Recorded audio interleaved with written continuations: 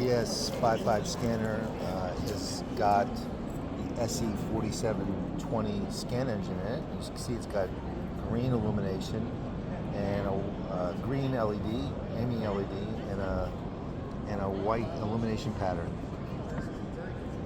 Really good performance. It's got a global shutter for performance on moving barcodes.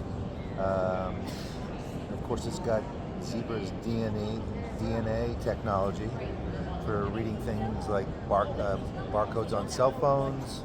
Perfect for a kiosk or a lab environment. It's got a trigger on the top that can be used to trigger the device. Just a great scanner.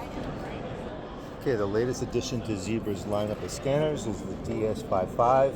It's got a show here with this cool little stand that goes up and down. This can be mounted on a wall or on a monitor. It's got a little monitor grab there.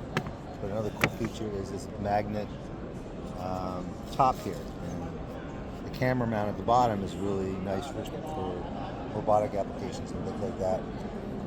But also for this. It kind of clicks in place, no screws, holds real tight. It's a pretty strong magnet. And yeah, the DS55 scanner from Zebra. New.